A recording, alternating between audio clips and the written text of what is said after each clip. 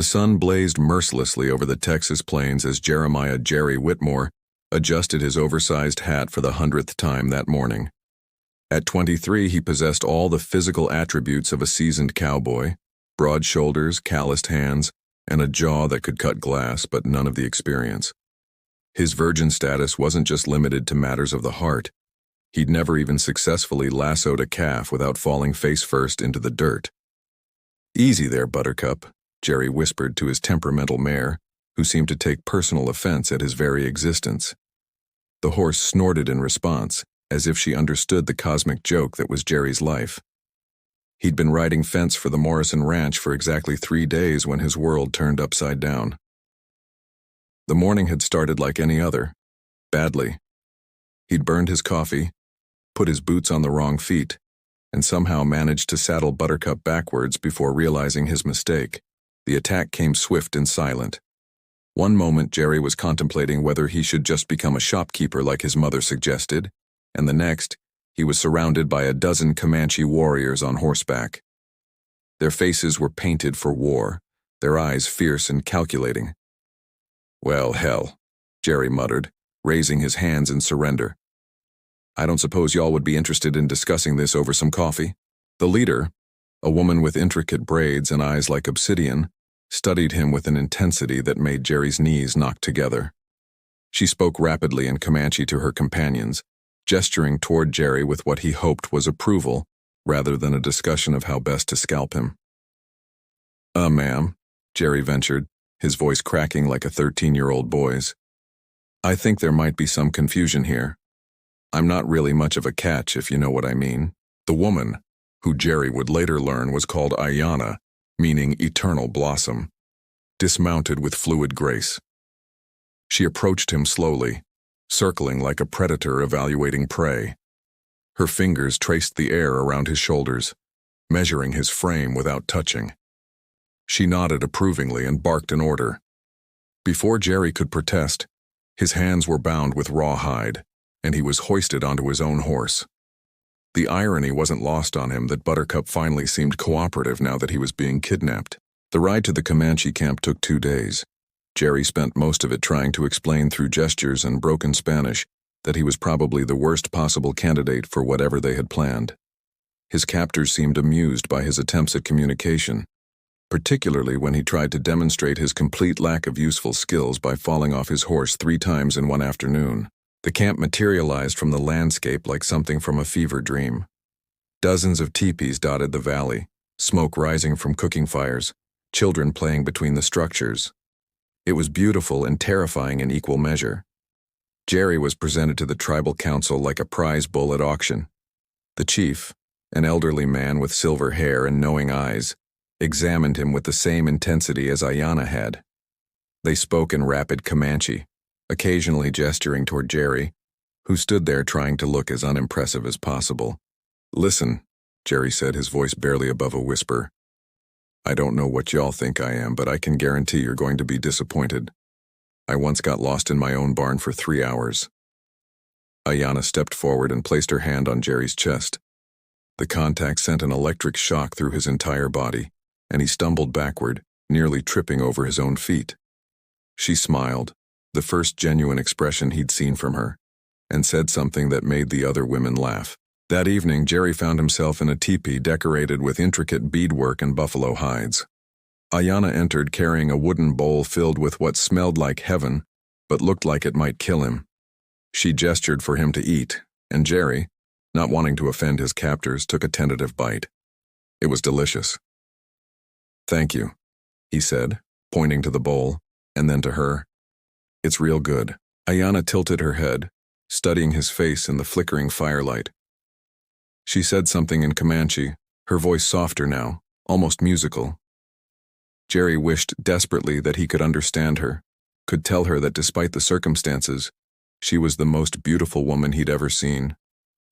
Over the following days, Jerry began to understand his situation. The Comanche women had indeed captured him for breeding purposes, believing him to be a strong warrior who could father powerful children. The irony was so thick he could cut it with a butter knife. Ayanna was assigned as his handler, for lack of a better word. She brought him food, taught him basic Comanche words, and seemed genuinely puzzled by his complete inability to perform even the simplest tasks expected of a warrior. "Horse," she said in accented English, pointing to a magnificent stallion. "Horse," Jerry repeated, then promptly walked into the animal's rear end when he tried to approach it. Ayanna covered her mouth, but Jerry could see her shoulders shaking with suppressed laughter. Despite everything, he found himself falling for her. Her grace, her patience, the way her eyes crinkled when she was trying not to smile at his latest mishap.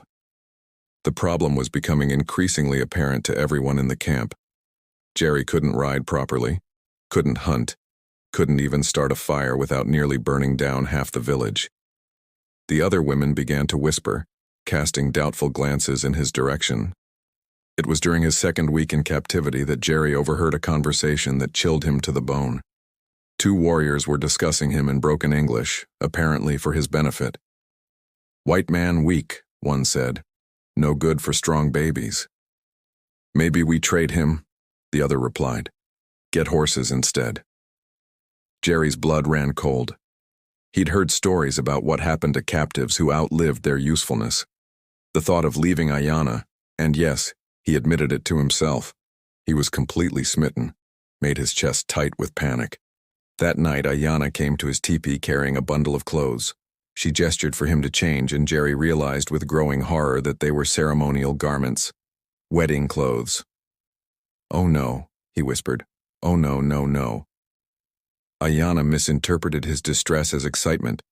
She smiled and began to braid feathers into his hair, her fingers gentle against his scalp.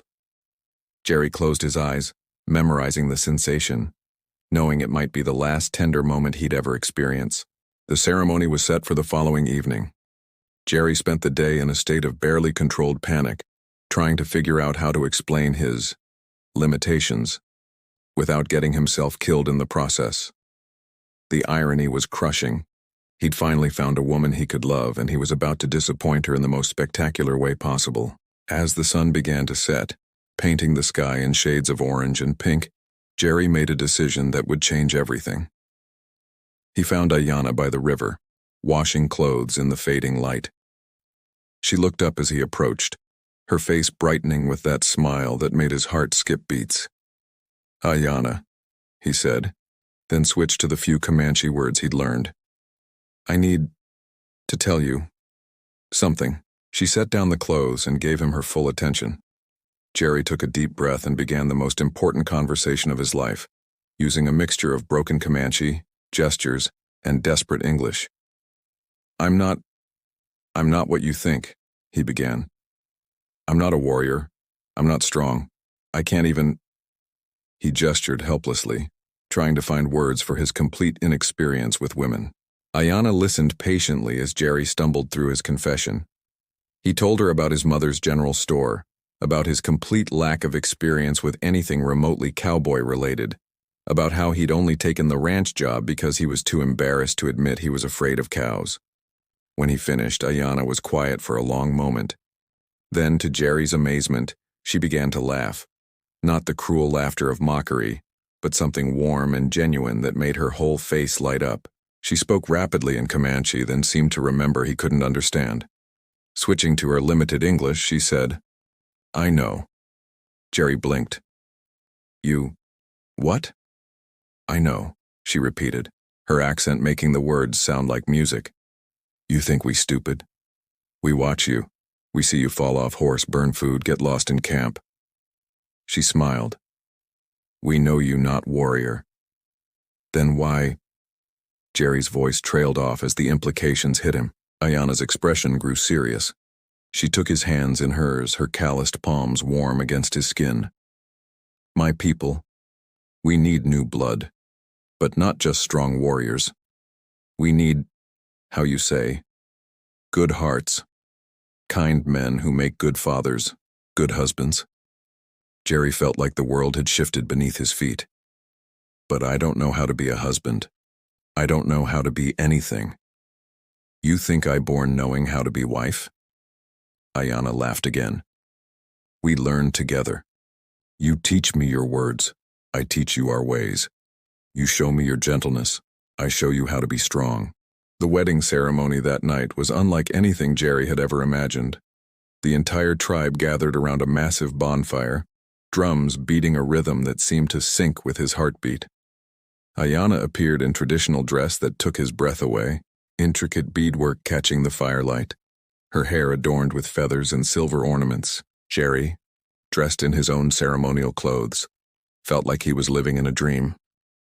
The chief spoke words in Comanche that Jerry didn't understand but felt in his bones. When Ayanna took his hands and spoke her vows, her eyes never leaving his face, Jerry knew he was exactly where he belonged. The revelation came 3 months later, during a trading expedition to the nearest town.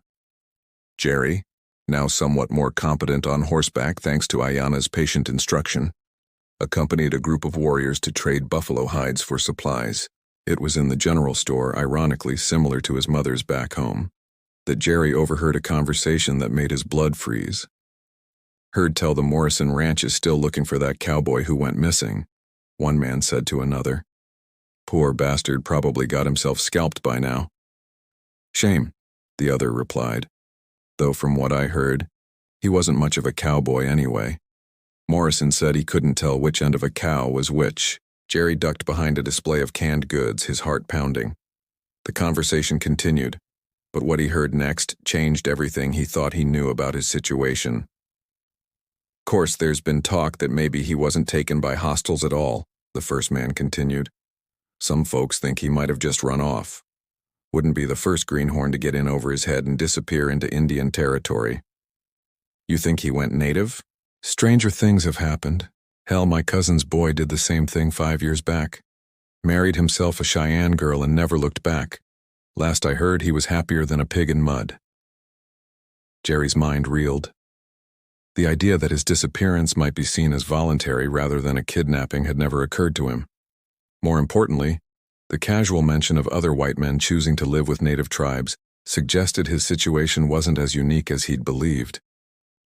When he returned to camp that evening, Jerry found Ayanna waiting for him with news of her own. She was pregnant. The joy on her face was so radiant that Jerry forgot everything else. His doubts, his fears, his complete lack of preparation for fatherhood. He swept her into his arms, spinning her around until they both collapsed in a heap of laughter. You happy?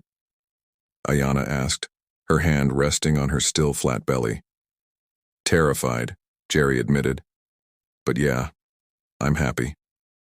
That night, as they lay together in their teepee, Ayanna traced patterns on Jerry's chest with her fingertip. You still think about your old life? She asked quietly. Jerry considered the question seriously. Did he miss his mother's cooking?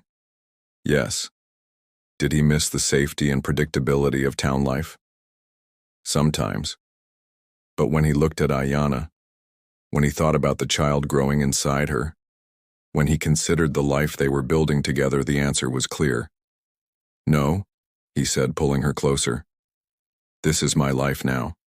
You're my life now. The baby was born during a fierce winter storm, as if announcing her arrival to the world with appropriate drama.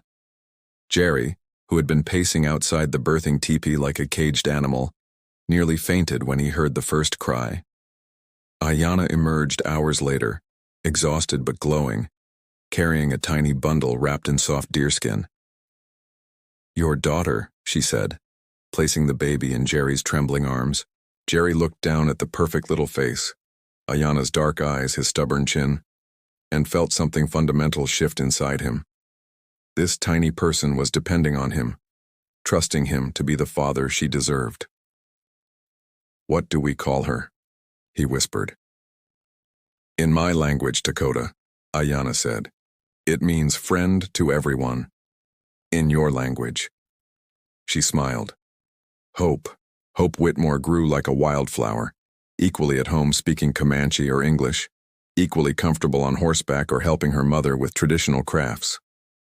Jerry, meanwhile, slowly transformed from the bumbling cowboy who'd stumbled into their lives into something approaching competence. He never became the warrior the tribe had initially hoped for, but he found his own way to contribute. His experience in his mother's store proved invaluable during trading expeditions. His gentle nature made him a favorite among the children, who flocked to him for stories about the outside world. Most importantly, his devotion to Ayanna and Hope earned him the respect of even the most skeptical tribal members.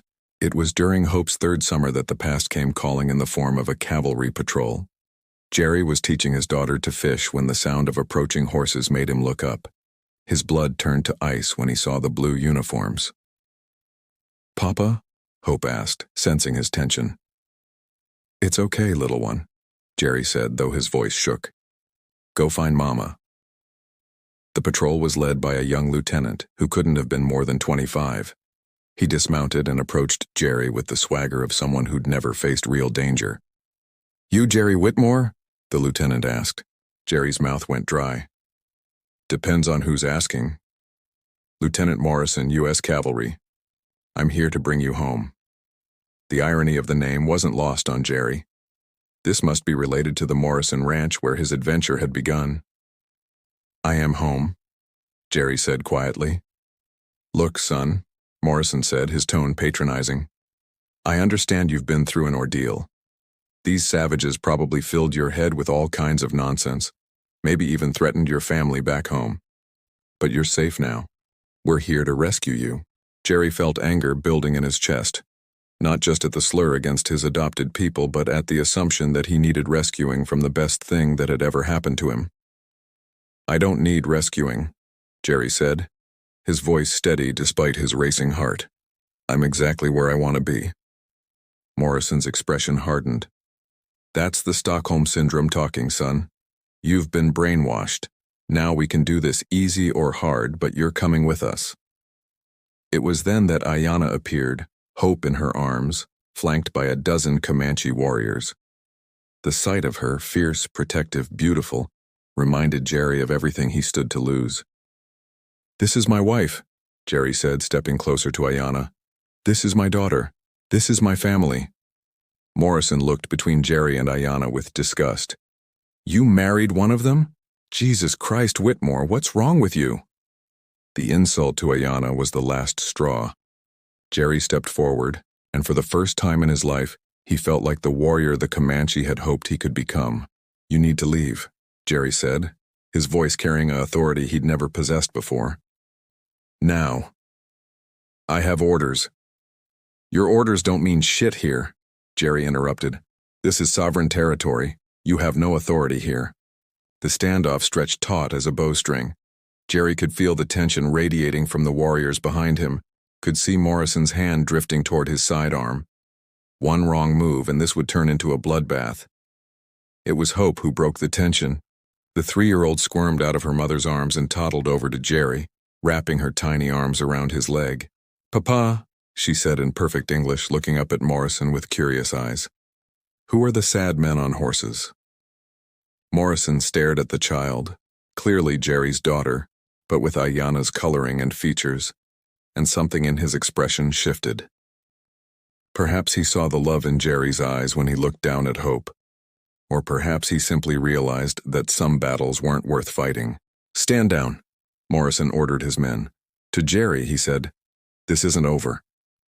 "Yes, it is," Jerry replied, lifting Hope into his arms. "It's been over for 4 years." After the cavalry left, Jerry sat by the river with Ayanna, watching Hope play in the shallows. The encounter had shaken him more than he cared to admit, not because he doubted his choice, but because he realized how easily it could all be taken away. "You're worried," Ayanna observed. "They'll be back," Jerry said. "Maybe not Morrison, but someone. The government doesn't like loose ends." Ayanna was quiet for a moment. "Then we make sure there are no loose ends." The solution came from an unexpected source. The tribal elder, a woman named Winona, who had initially been the most skeptical of Jerry's presence, approached them with a proposal. "There is a way," she said in careful English. "Old treaty, from before the wars. White man who takes Comanche wife, who lives as Comanche, who proves his loyalty, he can be adopted, become true member of tribe. Government cannot touch him then." The adoption ceremony was more intense than Jerry's wedding. It involved ritual scarification, a vision quest that left him hallucinating in the desert for 3 days, and a final test that required him to demonstrate his commitment to the tribe's welfare above his own. When it was over, Jerry Whitmore ceased to exist in any legal sense. In his place stood Tokala, Comanche for fox, a name chosen for his cleverness in navigating between two worlds. Years passed. Hope grew into a spirited young woman who could outride most of the warriors and spoke 4 languages fluently. Jerry, Tokala, became a respected member of the tribal council, his unique perspective valuable in negotiations with the outside world. Ayanna remained the center of his universe, their love deepening with each passing season. She bore him 2 more children, a son they named River and another daughter called Star, and Jerry marveled daily at the family he'd never expected to have. It was during Hope's 16th summer that the final twist in Jerry's improbable story revealed itself. A trader arrived in camp with news from the outside world, including a letter addressed to Jerry Whitmore or his surviving family. Jerry opened it with trembling hands, Ayanna reading over his shoulder. It was from a lawyer in Austin informing him that his mother had passed away and left him her general store, along with a considerable sum of money she'd saved over the years. But it was the postscript that brought tears to Jerry's eyes. Your mother wanted you to know that she always understood why you left. She said to tell you that love makes us brave in ways we never expected, and that she was proud of the man you became, wherever you were. Jerry looked up to find his entire family watching him. Ayanna with understanding in her eyes, Hope with curiosity, the younger children with the patient attention they gave to all adult mysteries. What will you do? Ayanna asked softly. Jerry folded the letter carefully and tucked it into his shirt. Nothing, he said. Everything I need is right here. That evening, as the family gathered around their fire, Hope asked the question that had been building for years. Papa, do you ever regret it? Being captured by us? Jerry looked around at the faces illuminated by firelight. His wife, his children, the extended family of the tribe that had taken in a bumbling cowboy and somehow made him into a man worthy of their trust. Captured? Jerry laughed, the sound rich with contentment. Sweetheart, I was never captured, I was rescued. As the stars emerged overhead, Jerry, Tokala, pulled his family close and told them the story they'd heard 100 times before about a virgin cowboy who thought he was being kidnapped for breeding purposes, only to discover that sometimes the best things in life come disguised as the worst.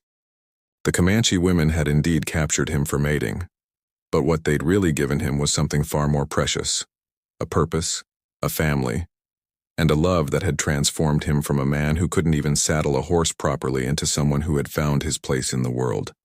And if that wasn't the greatest plot twist of all, Jerry couldn't imagine what would be.